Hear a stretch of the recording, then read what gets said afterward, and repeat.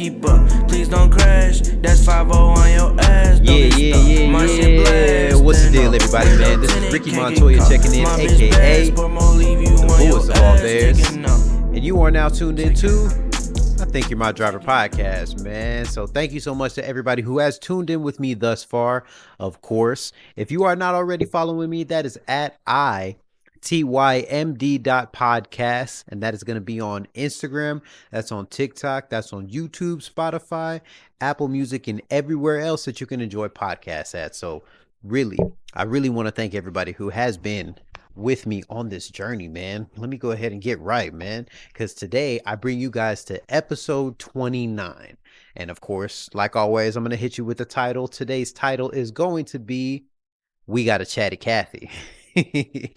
So basically, the one thing that I learned, especially whenever I was driving Uber and Lyft, is that, there's two different types of passengers that you're going to get. One passenger is either not going to want to talk to you, they're not going to want to interact with you, or they want to talk your ear off and tell you about everything that's happened to them in the course of 7 minutes to tell you about 7 years of their life. You never know what you're going to get. In all honesty, being a person who enjoys interactions with others, I can honestly appreciate when somebody actually wants to have a conversation. So really, in all honesty, I'm not turning it down. So I actually had a very proud moment for myself. About a year ago, around this time, I actually fully cut out Uber and Lyft as an extra source of income. Some of it, in all honesty, was kind of not by choice, if you catch my drift on that. But a lot of it was just such like a great moment because I felt confident enough to stand on the position that I held, which I still hold to this day. And the environment that I work in is basically, a customer representative call center. So the one thing that I learned very quickly is that I'm thinking going into a call center, we're going to be so busy, not a whole lot of downtime. So it's not going to be super interaction, maybe through breaks or whatever the case. But for the most part, not a lot of downtime. And man, was I wrong. Let me tell you something, man. We actually got quite a bit of downtime, and you'd be surprised a lot of the stories that you hear from some of these people. And I get it, we got a lot on our minds, so somebody's got to express it. And, I got an ear, so apparently I got to hear it. So I had an interaction with a coworker of mine when I was in the office a couple weeks ago. And we were talking about how there was like a couple people around us who are in our group who actually were leaving or have left already. And she told me about one of our coworkers who actually left because she was moving back to Louisiana. I was like, oh, okay, that's pretty cool. I was like, I didn't even realize that that's where she was from. And she was like, yeah. And then all of a sudden just started just like dumping all of her like dirty laundry. And it was like one of those things where I was like, wow. I'm like, you're really telling me this right now, but I'm going to hear every bit of it. I'm listening. And she goes to tell me about how apparently at one point, we get down and out, and she started to deal with a little bit of substance abuse, man. So, completely understandable. Apparently what it was is she built a bond with somebody else based off of this habit that they had in common together, was the understanding of mine. So fast forward to probably about a couple of months ago. Apparently, we had another employee who was on the floor who was accusing people of bullying her. I'm not sure exactly what the case was. What I was told is that somebody was getting at her because of always changing up her look or something like that. And I mean, let's be honest, when you're working in an office setting, nothing's better than making sure that you are extremely presentable. And if part of your presentation is making sure that your look is being updated on a weekly basis or whatever the case, man, listen, more power to you. But for some reason, I guess she took it as other people were looking at her a certain way. So what happens? Somebody apparently said something to her. Allegedly, nobody said a damn thing to her. And she goes to get an administrator involved to say, hey, I have this person, and this person who are all been saying stuff to me. They've been telling me that you must be bald because you keep switching your hair up every 3 days or whatever the case, and just like getting at her. And, of course, that's it's a very serious thing to be tackling there, man. that's a really, like, what do they call it? Bullying, it's all about treat others how you want to be treated. When HR gets involved, it can be a very big problem. Now, apparently, all of this stuff was fabricated. Not a single thing was true about this. And she got HR and the administration involved to do this full investigation based off of these, hate comments or people judging her appearance and thinking that she was going to get other people fired. Well, you know what happens when you put bad energy out? You're going to get bad energy right back because that bitch got fired. Bro, I said, what? I was like, how do you try to report somebody for bullying and you get fired? It's just like one of those things where I was like, damn, here I am thinking that I'm not in my car anymore and I'm going to be able to escape all these like nonsense stories, chatty Cathy's. But of course, you end up in a call center position or you end up in a call center environment and nothing escapes because at the end of the day, it's all the same age groups, all the same different types of people from different backgrounds. So everybody has a story and somebody has a mouth to share and I got an ear to listen to. So I was like, you know what? Tell me more. Let's hear more about this office, right? It's just always funny just like getting a chance to understand from the people that you would think would not be a part of any of these conversations. Because in my eyes, I mean, I didn't really interact with her. We just started sitting next to each other now. So, I'm being all nice and shit like that. And freaking I would have never expected her, as I presume, being a super quiet person, to think that she would have all this information. But it's always like they tell you, you got to watch the quiet ones, man. They're the ones that are plotting from a distance and just intaking all this information. It's kind of like you have that one person in your family who is not really around when all the stuff is happening, whether it's at like family functions or like a personal household or whatever the case. But for some reason, they always know the mess, bro. And it's the quiet ones that you got to watch out for, man. And that was the one thing I learned with her. I was like, wow. I was like, to think you know so much information about all these people that we sat next to for, I think, going on 2 years now. I was like, I don't know a fucking thing about any of y'all. I don't know shit about them. I'm like really bad when it comes to shit like that. Like, if we get cool, but I'm not getting like extremely personal. But sometimes when you're working a job, it can become a revolving door as far as the people who are leaving, going, coming, changing positions, moving floors, everything of that sort, man. So it's funny to think that like it's kind of the same concept to me when I was driving Lyft and Uber, that I felt like a bartender. And I feel like sometimes you can kind of be that same role, or even like I guess you could say a therapist role, because somebody always just wants to, you know, get off what's heavy on their mind. And in all honesty, I think I just make people feel comfortable is what I've learned. So it's been a case to where I was like, it's not that big of an issue if I make people feel comfortable and they want to tell me about this stuff, because at the same time, to kind of cut people off in the middle of their stories and send them from getting off what's heavy on their mind, because you never know what somebody's going through, bro. So that was kind of the same approach that I took whenever I was driving Uber and Lyft. And it kind of brings me back to like one point where like I kind of engulf myself a little bit too deeply into the situation. Sometimes when people start to harbor their feelings on you, you can kind of, intake it in a certain way. And, maybe there's some other explanation for that. But basically, I picked up this lady in this town. It's called Newcastle. It's probably about a good, 20, 30 minutes outside of Oklahoma City. And freaking, I go and pick her up from like a doctor's appointment and, doing the nice, oh, hey, how are you doing? Nice to meet you. Are you such and such? And she was like, yes, that's my name. I was like, oh, okay, small talk. How's your day been? How has the morning been so far for you? And she goes to tell me, she was like, man, today has actually been not that bad of a day. She was like, not as good as I would want it to be. I will be honest. And I was like, okay. And I asked her, I was like, well, what makes you say that? And, of course, you break open that Hoover Dam and that Hoover Dam is going to flow. So she gets to telling me about how she was very upset about having to take a Uber. And I was like, okay. And she tells me the reason why she was upset about having to take a Uber. She was like, you would think living all this life, raising kids, being active in your kids' life, even when they're adults, and you doing everything, moving states and doing all this other stuff for your kids, that your kids would want to be here for you in your time of need.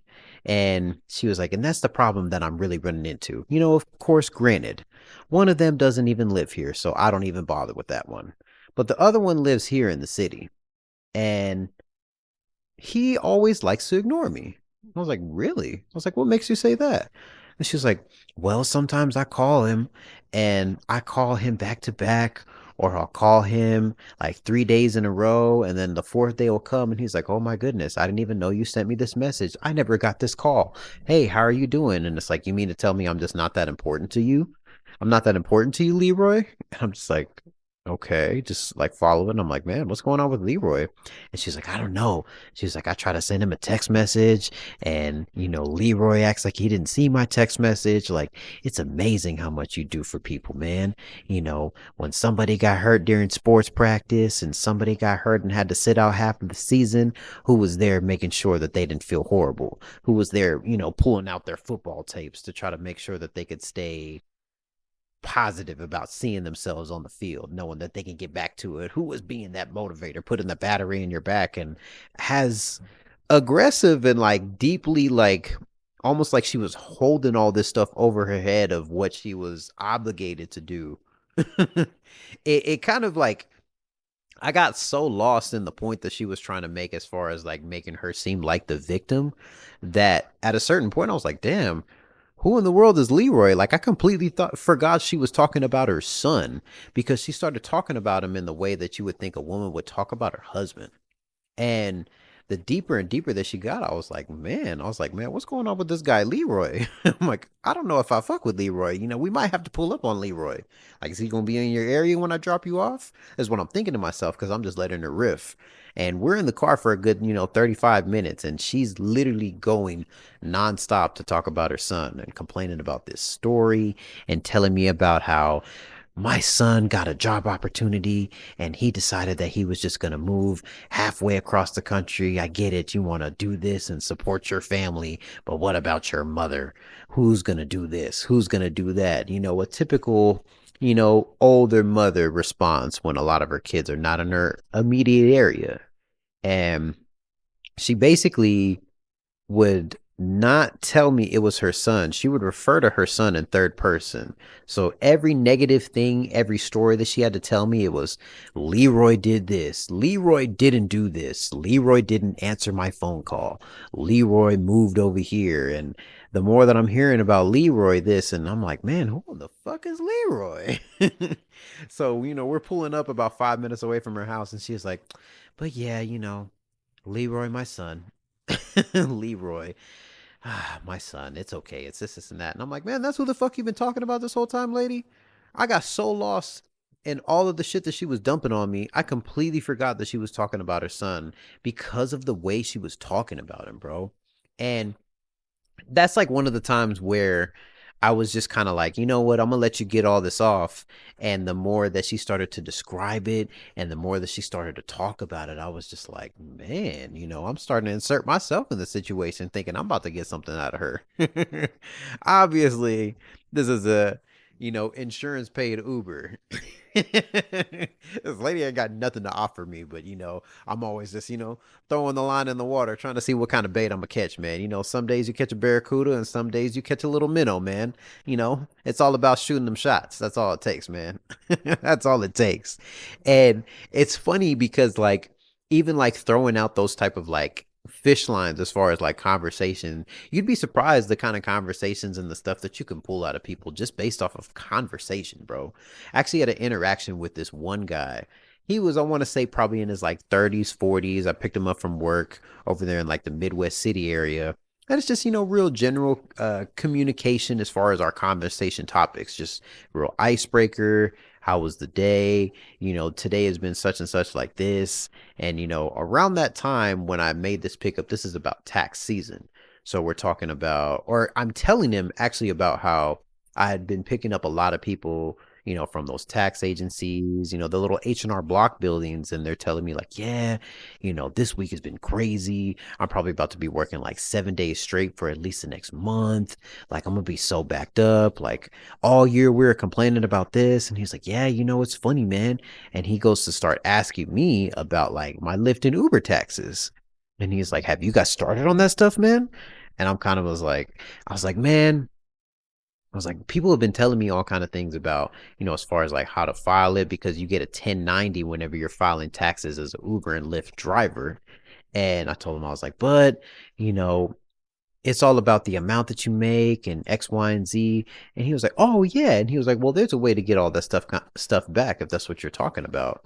And I was like, what are you talking about?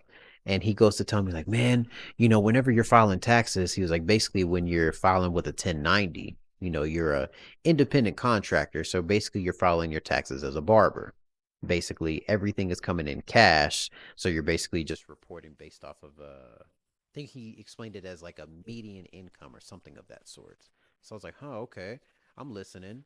And he's just like continuing to like fill me up with all this extra information, which was like super useful, but it was so much more funnier because I was like really treating this guy like a Spectrum salesman at Walmart, just letting him riff and giving me his whole spiel because I had already filed my fucking taxes.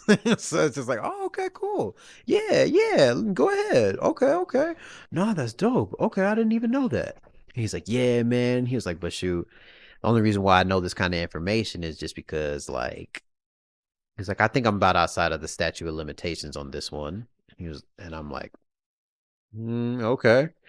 And he goes, I don't know, maybe a good, 12, 15 years ago, I did a little bit of tax fraud that I got away with. And I was like, excuse me? And he was like, yeah. He was like, man, I'm outside of that statute of limitations, man.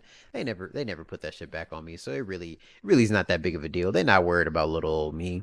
And he was like, shoot, I won't lie to you though, man.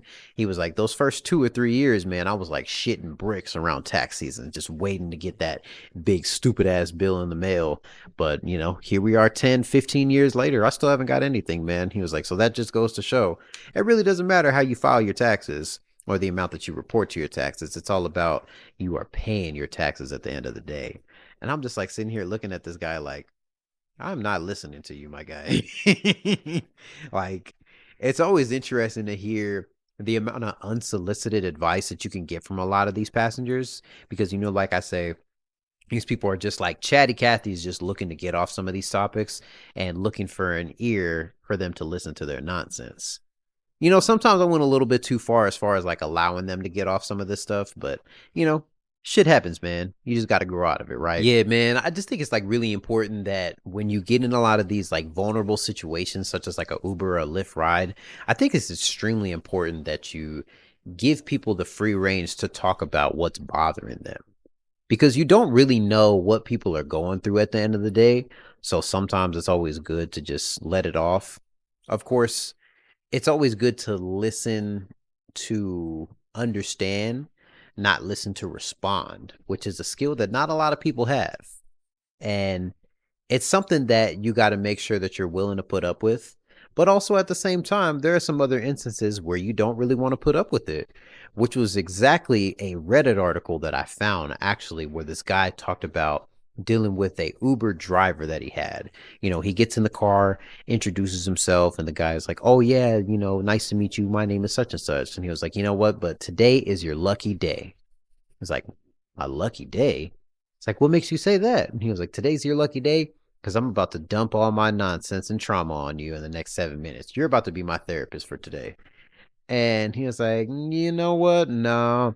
He was like, that's not what I actually pay you for. And he was like, so honestly, I'm not really obligated to listen to anything you have to say. And he says, so he puts his little AirPods in his ears and turn them up full blast. And the guy starts to look at him like, are you kidding me? You're really going to ignore me like that, dude? And he said that he stood on it. He kept his headphones in and just allowed him to be like, okay. And of course, like every other typical, you know, hurt person looking to hurt people, he started driving crazy. He said that the guy was like doing like 85 and a 40, like just driving ridiculous, swerving in and out of lanes. And then when they got to his stop, he like stopped extremely abruptly and was like, all right, sir, well, you have a good rest of your day. And it's just like, good for you, dude. Good for you. Because at the end of the day, man, like I just said, it's good to give people the range to express themselves when stuff is bothering them and heavy on their mind. But also, at the same time, you are not obligated to listen to it. There's a lot of great ways that you could do this, and there's a lot of great ways that you could get these type of points off. But it's also just like one of the things where you just have to know how to go about it. And in a moment like that, I'm gonna say I probably would have not went that route about it and found like a way to like weave myself out of it, or just be like, oh, I got something going on like this, just to kind of let them off easy, because I don't want to end up in a situation where a dumbass with hurt feelings goes to get in a car accident like Stan. Dear mister, I'm too good to call a ride my fans. This is gonna be the last ride I ever give your ass. Like, I'm not about to be a part of your fucking villain arc story, because you know what?